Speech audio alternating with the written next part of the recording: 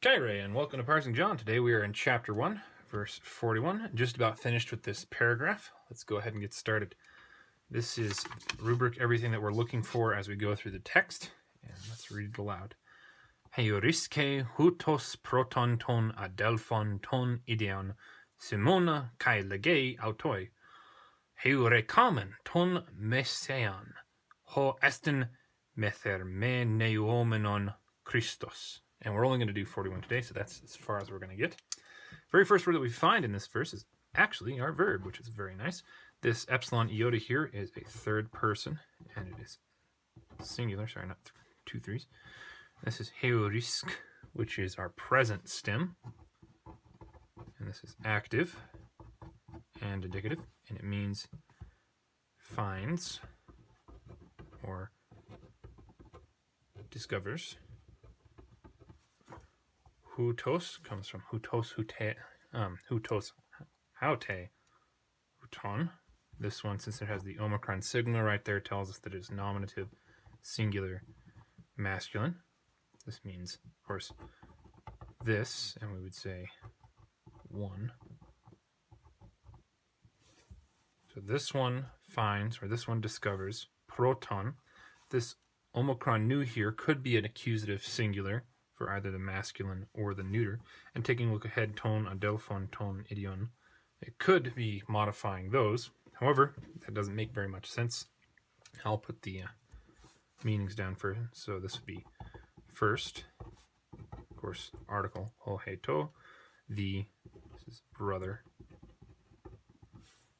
And this one is the as well. This means his own. This is roughly equivalent to suus, sua, suum from Latin. His own first brother. Yeah, it could work. However, considering that this is towards the beginning of the sentence, the probability here is greater that this is actually the adverb of proton, which is not a normal adverb. So that's what I'm going to list it as here, as the most likely, with the secondary option being accusative, singular, masculine, question mark.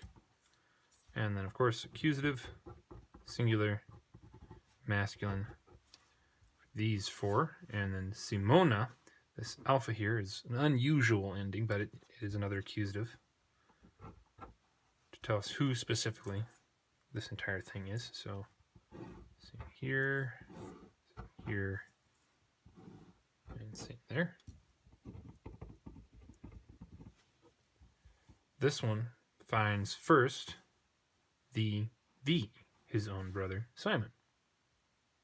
Kai, and lege, epsilon iota there again, so this is third person singular present tense. Active and indicative, which means real action.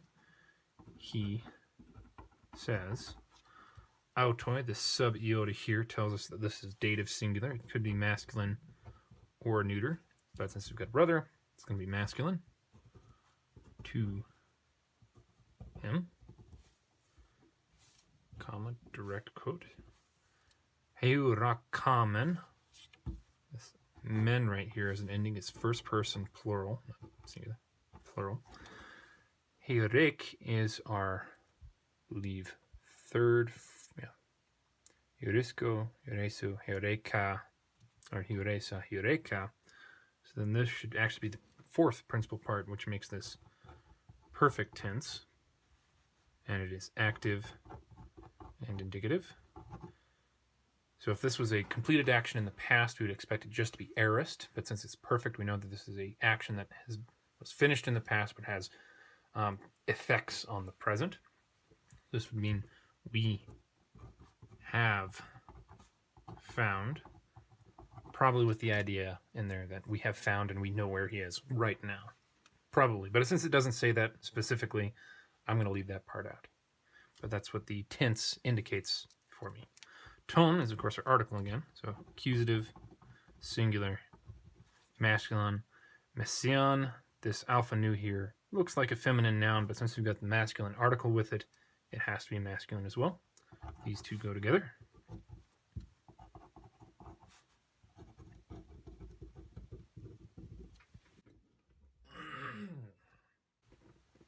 ho estin, that really hard to say word. Ho here comes from hos, he, ho. This is our relative pronoun. This is be which. This is probably going to be the end of our quote. This is nominative singular neuter. Could technically also be accusative, but estin here, since this is singular, third person singular, is present. Nominative is the one that makes most sense. We don't have an action verb, a verb that is transitive, so nominative fits the best. Is methermeneuomenon. This is clearly a participle. We've got the men right there, omicron right, new right there for nominative singular neuter. Methermeneu, since we don't have a signal right there, then we know that this is the present stem. Men tells us that it's middle or passive, and it is a participle. This would mean either translating for itself if it were middle, or being translated. Context right here, which is translating for itself. We take a direct object, Christos, with omicron sigma is nominative singular masculine. That doesn't work, which means that this most likely the passive, so is being translated or interpreted.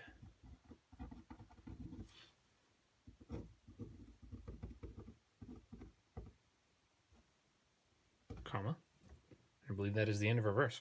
So in its own internal context, we've got this one finds first, as in time, the brother, Simon, and he says to him, we have found the Messiah, which is being translated Christ.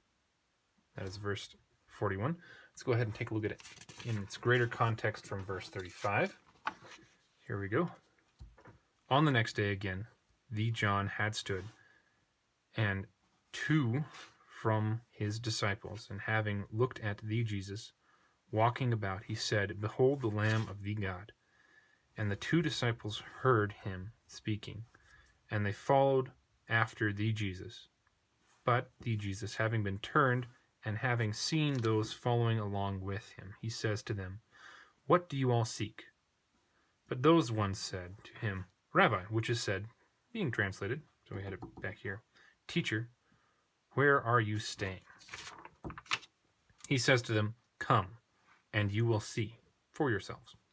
They came therefore and saw where he is staying, and they stayed near him, or by him, or with him, for that day. Hour was as 10th. He was Andrew, the brother of Simon Peter, one from the two of those having heard from John and having followed him. This one finds first his own brother, Simon, and he says to him, we have found the Messiah, which is being translated Christ. So there we go. That's the entire context of all this. Now, one last thing that we have to do is you have to look through here for proper nouns without articles and see if there's multiple ways to translate them. In our first one, we have Simon, no article there, but we've got two articles with these, this noun and this adjective, which kind of remove that possibility for this one to be technically without an article. So we can't look at that one. And then we've got the Messiah. Messiah's got an article, so not there. And then we've got Christos, but this one doesn't have an article, which means this is an instance where we could apply our test. So we have, which is being translated Christ, or our other option, which is being translated a Christ. Well, in order to figure out whether or not this one makes any sense, we'd have to have knowledge of the Old Testament, and it talks about where the Messiah, the Christ, is spoken about. And from what I can recall, and I don't have the Old Testament memorized, there are two specific instances of Messiah being talked about beyond, of course, Cyrus or anyone like that in the Old Testament itself. The Jews, I believe the modern day Jews have an idea that there are two Messiahs mentioned in the Old Testament, a suffering servant, which some branches of them interpret as actually the nation of Israel as it is currently, and then the other one is the conquering king that will come in to take David's throne, and that will be effectively the end of the whatever the current age is, where the Messiah comes in and literally conquers everybody. Well, that's my limited understanding of modern Jewish theology, but at least two different ideas of Messiah are spoken of in the Old Testament. So if we were to take that as true, then this could be in reference to Jesus being one of those two Christs. However, if you take the historic Christian perspective on this, then you would know that the first idea of the Messiah spoken of is the suffering servant who comes in to pay for the sins of humanity, pay for Adam's fall. And then the second mention of the Messiah is the same person coming back at the end of everything to judge everybody, where those forgiven will go with him, to be with him for all eternity, and those who are not forgiven will be put into Hades, hell, whatever the appropriate term is, for the rest of eternity. So this one is entirely determined based on which view of the Old Testament Messiahs you take. If you have the Christian view, then no article is what belongs here. If you take a view closer to what modern Judaism thinks, then an indefinite article would fit reasonably well, though they'd probably argue with me about that anyway, understandably. Well, there we go. This is the entirety of verse 41. Thank you very much for joining me. I hope you were able to learn something from this, and I hope you continue to join me in our future videos. We are not that far from the ending now. Have a good day. And I can't remember how to say goodbye in Greek. Au revoir.